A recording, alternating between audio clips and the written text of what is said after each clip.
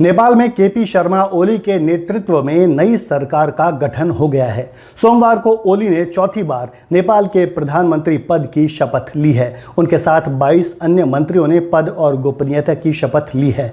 नेपाल का नया प्रधानमंत्री चुने जाने पर पीएम मोदी ने उनको बधाई दी है।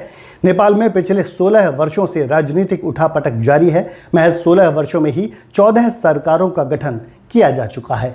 अब ओली के नेतृत्व में सरकार का गठन हुआ है। ओली ने चौथी बार देश के प्रधानमंत्री की तौर पर शपथ ली है। वैसे तो ओली को चीन का समर्थक माना जाता है। ओली के पिछले कार्यकालों में भारत और नेपाल के बीच तनाव की स्थिति देखने को मिली थी। साल 2015 में पहली बार प्रधानमंत्री बनने के बाद ओली ने नेपाल में नया संघीय लोकतांत्रिक संविधान अपनाए जाने के बाद देश के तराई क्षेत्रों में आंदोलन चलाया था। ओली के इस आंदोलन को लेकर नेपाल में मौजूद भारतीय मूल निवासियों ने नेपाल सरकार पर भेदभाव का आरोप लगाया था।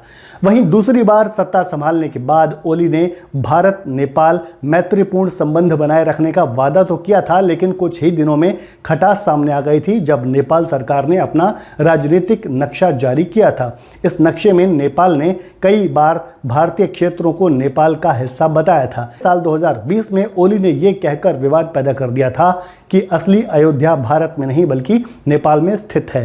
केपी शर्मा ओली के राजनीतिक सफर की बात करें तो वो 14 साल की छोटी सी उम्र में नेपाल कम्युनिस्ट पार्टी के सदस्य बने। 1973 में उनको 17 साल की उम्र में गिरफ्तार कर लिया गया था और उसके बाद उनको 14 साल जेल में रखा गया था। 1987 में जेल से बाहर आने के बाद ओली 1991 के चुनाव में चुनाव जीतकर पहली बार संसद पहुंचे।